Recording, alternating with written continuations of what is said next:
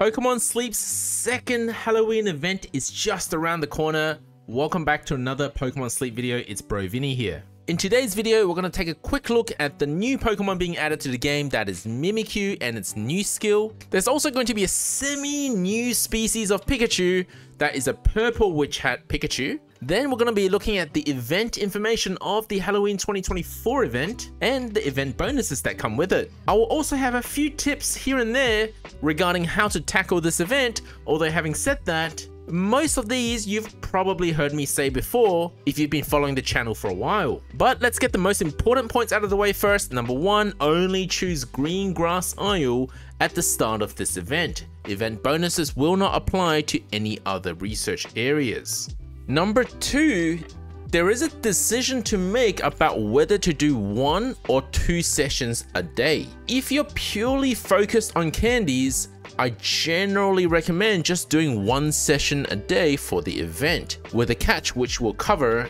in the later parts of this video. But if you're focused on catching Pokemon, for example, you want more Mimikyu, you want more Halloween Pikachu while they're boosted during this event, it actually makes sense to also be doing naps. It's a balance of all factors when you have to make that decision. Which brings me to point number 3, which is to maximize your drowsy power no matter how you tackle this event so that you get the most candy rewards and still be able to split your sessions into 2 for more candies and for more spawns. First, let's take a look at the 2 new Pokemon that's being added to the game. Number 1 is Mimikyu and number 2 is Purple Witch Hat Pikachu. Although to call Purple Witch Hat Pikachu a separate species may be wrong. Purple Witch Hat Pikachu actually goes by the same name, that is Pikachu Halloween, as the Yellow Hat Pikachu. So my suspicion is that it will be the same species count as the original 2023 Yellow Hat Witch Hat Pikachu. And the importance of that is twofold. One is whether you're going to have to rebuild your friendship level when you're catching this new Hat Pikachu. Because if they're the same species, they should share the same friendship level, which will be a good thing, especially for berry specialists, because helping bonus and berry finding are both top tier skills for them, and they're both gold skills, so it'd be good to build up that friendship level for a better chance at getting those stats. Since at friendship level 10 onwards, you're guaranteed 1 gold skill at the level 10 sub-skill slot. The second relevance is that for Raikou's main skill, Purple Hat Halloween Pikachu being the same species as Yellow Halloween Pikachu means that you're not going to get a lot more benefit if you're running both, since they're going to count as just the same species. But another telling sign is that in this graphic, in this news about the Halloween Pikachu and Mimikyu, notice that this only really introduces Mimikyu. If you read the entire news, at no point was Halloween Pikachu mentioned in this post, possibly suggesting that Halloween Pikachu is not actually a new species, it just changed its hat. Neither is there a release date for Halloween Pikachu with Purple Hat. As you can see here, this is only for Mimikyu, and I'm guessing the reason is that, well, it's already been released since last year for the Yellow Hat. So let's take a look at the stats for Mimikyu. Mimikyu will be released the week after Halloween on the Monday at 3 PM. Available at Old Gold Power Plant as its main area to spawn. So another reason to stay to Old Gold Power Plant if Mimikyu is going to be any good. It will also be available at Green Grass Isle more permanently, unlike Aron, Shinx, and Grubbin. It is unfortunately a dozing type, meaning that it will compete out Grubbin spawns if you're like me still hunting for a good Grubbin. But this is also telling that it's likely going to be a ghost type rather than a fairy type. In the main series, Mimikyu is both a ghost and a fairy type. But fairy types in this game are generally under snoozing sleep type. In contrast, ghost types are generally dozing types. So it's really kind of bad news for Grubbin, given that Drifloon only recently got released and is also dozing type, diluting the Grubbin spawns. Now, we're not going to cover the main skill in any detail today because we simply don't know very much, but the main skill is called Disguise Berry Burst. Now, this being in brackets, I'm not sure if that means that there will be other disguised skills in the future. The skill is focused on getting berries, but it's very vague about how that happens. So you're going to get a set number of berries, I'm guessing at random, so you may or may not match favorite berries, and then you get a few of the berries relating to the other Pokemon on your team. How that actually works is still a mystery. Sometimes you will get a great success, but once you get a great success, you'll have to wait until you do your next sleep session before the great success can be triggered again. Now this is very interesting, because that means anybody who uses this skill really should be napping, because if both the nap and the long sleep count towards resetting the great success, then timing your nap may have a beneficial effect. Or will the developer patch it so that there's only going to be one great success a day allowed? Again, we'll just have to wait and see. One thing to note is that I've noticed a few people comparing this skill to Helper Boost or Extra Helpful or even Ingredient Magnet, but in a sense that it is only for berries. But unlike Helper Boost, it doesn't sound like these berries will go to the other Pokemon's inventory, which means this is not a skill for overstacking. Overstacking usually requires this Pokemon to trigger its skill, so not maxing out its inventory, whilst every other Pokemon is maxing out and overstacking on their inventory. So it sounds like we're going to be comparing this skill to the day-to-day farmers in the game, not the preparation farmers in the game. The preparation farmers meaning the ones who carry strength from one week to another.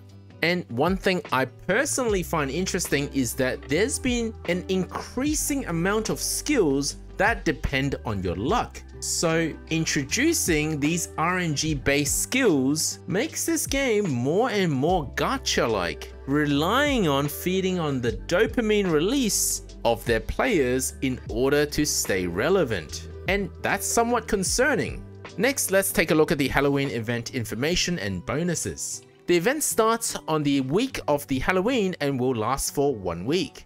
It is only available at Greengrass, so make sure you choose the Greengrass Isle. There will be event missions and rewards, which we don't have the data mine on yet. You do want to maximize your drowsy power as much as you can, but you don't have to overdo it, because the main reward is just 2 times candy. Now, I'm not trying to make this sound trivial, but given that most Pokemon that are spawning during this week are going to be ghost types, unless you're specifically hunting for candies for Gengar, Banette, Drifblim, Skeledirge, or perhaps Mimikyu, or maybe even just for Pikachu candies, because of the boosted spawn for Halloween Pikachu, this event would largely not be that relevant. Now, you'll get 2 times candies on every day except the day of Halloween and the last day of the event. So whatever you do, try to maximize your drowsy power on the Thursday and Sunday of the event week. Now, the 2 times and 3 times candy for the event will only apply to the first sleep session of the day. For most people who don't work night shifts, the nap is usually the first session. That means that you will only get 2 times or 3 times candy on the weaker sessions if you nap every day, which is why my general recommendation is just to do 1 session a day. But there is a catch, is that normally if you do 2 sessions a day, you should have more candies compared to 1 session a day. So you're reducing that amount in order to do 1 session a day, but with this 2 times or 3 times bonus. And it is my hunch that doing 1 session a day should still give you more candies overall. But what is also true is that if your nap were really long, for example, if your nap was 99 sleep points long, so you sleep for 8+ hours but not quite reaching 100 sleep score, so you maximize the drowsy power of session 1, and then for session 2, you only have 3 spawns because your sleep score is just so low, but you still overall get both sessions, with the first session getting the most candies you possibly can.